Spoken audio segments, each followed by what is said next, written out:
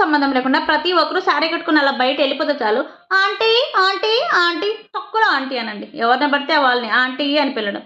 అసలు ఏజ్‌తో సంబంధం ఉండదా మీకు ఆంటీ అని పిలవడానికి? పెళ్ళై బిడ్డలయుంటది. గాడికి అడ్డంగా అలా సైడ్‌కెళ్ళామని చెప్పేసి, ఆంటీ కొంచెం సైడ్ జరగరా అంటాను నంగమొఖం వేసుకొని. మీకు పెళ్ళై బిడ్డలై నిన్ను అంకుల్ అని పిలుస్తున్నామా ఎవరైనా? ఆడవాళ్ళు కూడా దున్నపోతుల్లాగా ఉంటారు. 35 ఏళ్ళు, 40 ఏళ్ళు అయిపోయింటది. పెళ్లి చేసుకోకుండా ఉంటే వాళ్ళ అక్కగారు. 25 ఏండ్లకో, 30 ఏండ్ల లోపల పెళ్ళై బిడ్డలు కనేస్తే వాళ్ళు ఆంటీలు అయిపోతారు. శారీ కట్టుకున్న వాళ్ళంతా ఆంటీలేనా? దున్నపోతుల్లాగా ఉండేవాళ్ళు ఆంటీగా కనిపించరా?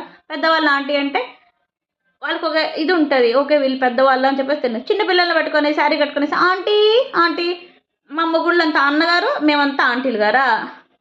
గుద్దితే అట్లే గుండ్రా అయిపోతది మూతి. ఇంకోసారి ఎవరన్నా ఆంటీ, అంకుల్ అని పిల్లండి చిన్నోళ్ళంతా పెట్టుకొని మూతి పగిలిపోద్ది. మామూలుగా కాదు కోపమొచ్చేది. బయట అలా మార్కెట్‌కెళ్ళాలంటే ఆంటీ అంట. ఆంటీ‌లాగా కనిపిస్తారా అందరూ చిన్న పిల్లలంతా? దున్నపోతుల్లాగా ఉంటారు. వాళ్ళు కూడా ఆంటీ కొంచెం సైడ్ ఎయ్యరు. గాడిదల్లాగా ఉండరు. 30 ఏండ్లు వచ్చుంటది.